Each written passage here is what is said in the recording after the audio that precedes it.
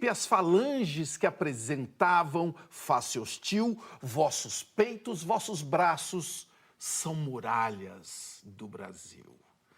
Trecho do hino da independência que eu cantei por anos na escola sem entender patavina.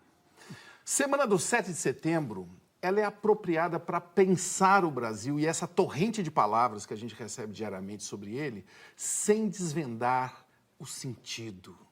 E para nos ajudar nessa tarefa está aqui um pensador, um historiador pop, muito amado e também odiado, viu? Por alguns no Patropi. Bem-vindo, Leandro Carnal. Obrigado, Marcelo. Obrigado. Eu que agradeço essa presença ilustre. Ô, Leandro, as nossas canções cívicas, como esse hino da independência, elas são, assim, como o Brasil, assim, grandes demais e difíceis de entender? Bem, eu fui professor de moral e cívico, SPB. Eu ensinei hinos brasileiros. Foi? Era você? Era eu que estava lá. Eu tocava o piano, os hinos, como o da independência. Eu acho da independência uma das mais fáceis de ser cantadas. Eu acho o nosso hino nacional belíssimo, esse estilo ópera de Verdi. Ao contrário da média dos professores de história, eu tenho um afeto muito grande pelos hinos. São bonitos os hinos. É bom que se faça justiça, principalmente à melodia. As cortes de Portugal querem nos escravizar. De hoje em diante, as nossas relações estão cortadas. Eu nada mais quero do governo de Lisboa. Nenhum laço nos une mais. Pelo meu sangue, pela minha honra e pelo meu Deus, juro promover a independência do Brasil. Independência ou morte!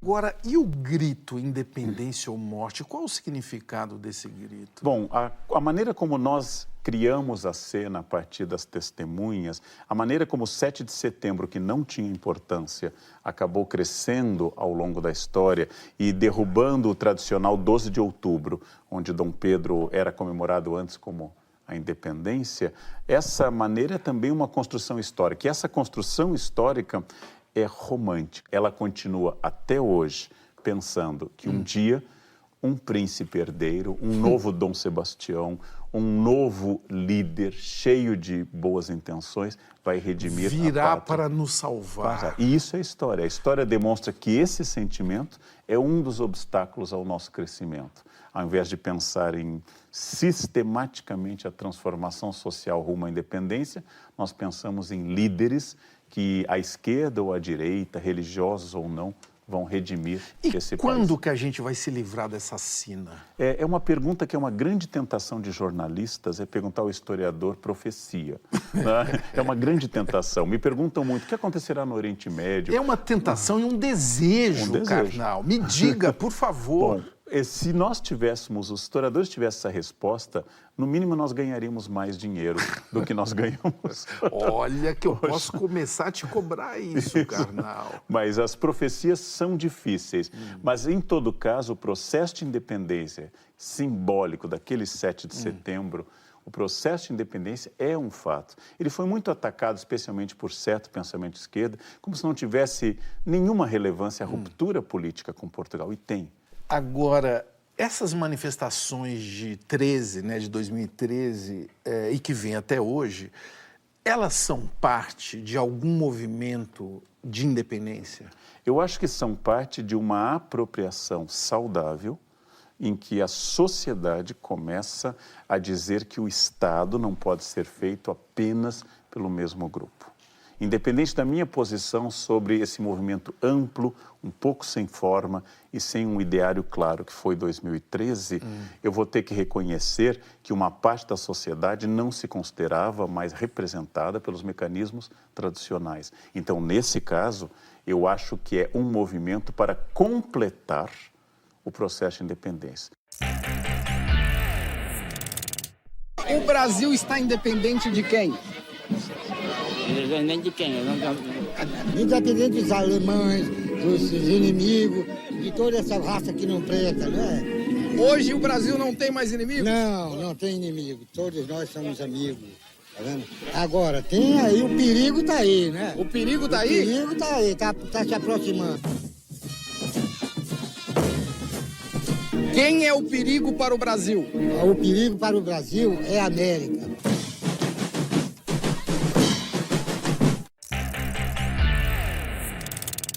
Leandro Carnal, o que a eleição do Bolsonaro diz sobre o Brasil? Ah, muito. Em primeiro lugar, é uma eleição dentro de um jogo, de uma regra democrática, e quem contesta isso considera que democracia é só quando favorece o seu ponto de vista. Mas representa naturalmente, em primeiro lugar, uma insatisfação com o quadro ético e administrativo dos governos ligados ao PT, demonstra o esgotamento de um modelo partidário com um suposto outsider, não creio que o Bolsonaro seja um outsider, mas com um suposto outsider, representa também uma afirmação contra todas as maleabilidades da pós-modernidade, do politicamente correto, com alguém que vai lá e diz exatamente o que a média pensa e que já não podia mais expressar.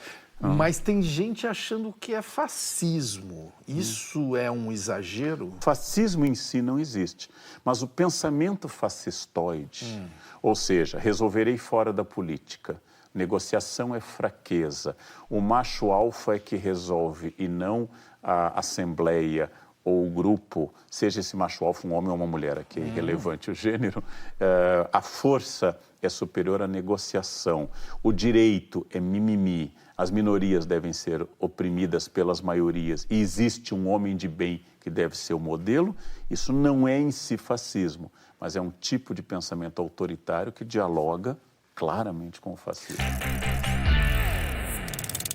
Alessandra Toledo, agora é ela que vai te provocar. O que ele acha do Moro?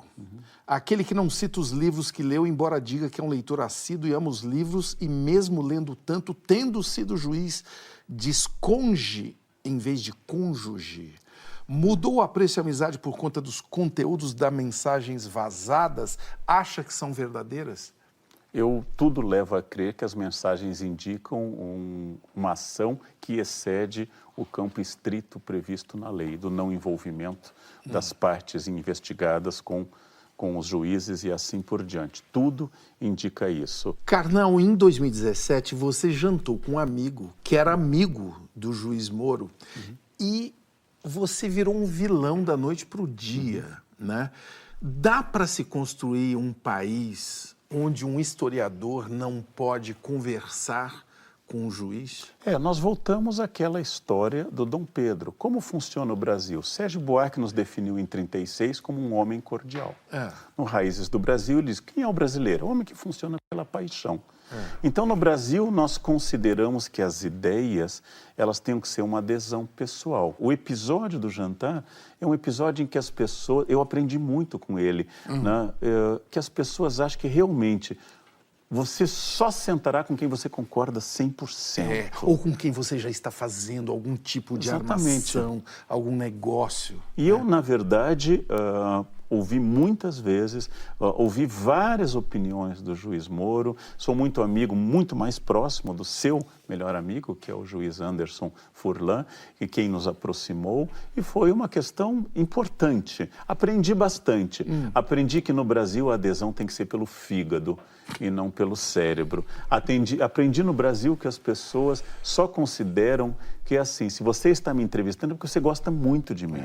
E não pode ter outro caminho. E o cérebro não funciona. Esse é o homem cordial. Quem pagou a conta desse jantar? Deixa eu lembrar. Eu acho que fomos eu e o juiz. Não foi o Moro. O vinho eu sei que eu paguei. Vocês convidaram o juiz? É porque ele chegou depois e eu estava com o juiz. Mas esse jantar deu uma ressaca. Que bom que a gente pode falar dele assim agora. Mas no próximo bloco, nós vamos falar menos do Brasil, esse gigante adormecido, abstrato, que às vezes escapa pelos nossos dedos. E vamos falar de quem mora aqui. Nós vamos falar de nós. Somos uma sociedade livre? Fala aí na hashtag Provoca.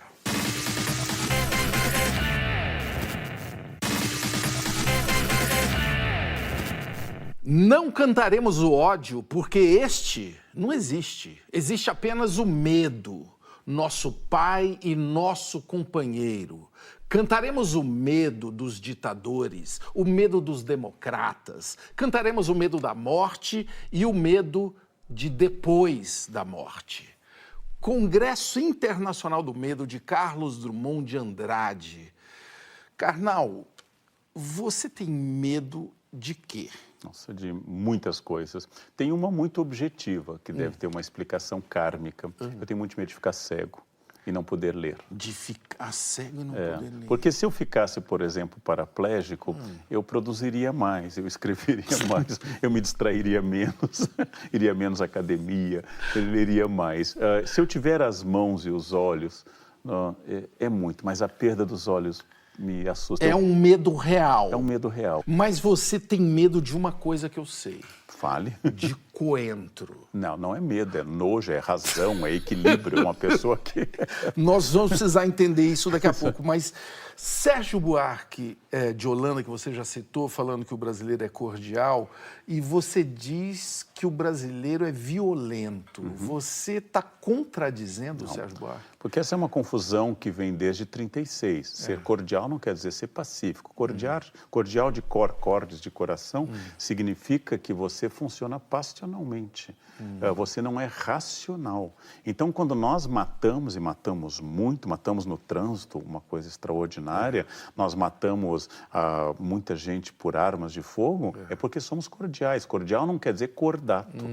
Cordial quer dizer passional, que talvez fosse a melhor questão. Karnal, nós falamos da violência dos outros, eu quero saber agora quando que você é violento. Nossa, eu tenho um controle muito grande. Eu faço terapia, eu faço atividade física, eu faço tudo para esse controle. Eu sou uma pessoa que se chamaria, na teologia clássica, de irascível, com ira. Dante condena ao inferno os que têm ira. Então eu sou uma pessoa sob controle. Dar aula há 37 anos e nunca ter batido em um aluno é uma vitória. Você nunca nem puxou uma orelha. Nem puxei. Agora, a ideia já me ocorreu. Então vamos lá, o que mais prejudica a humanidade? O medo, o ódio ou o coentro? Olha, apesar de eu não gostar de coentro, eu não posso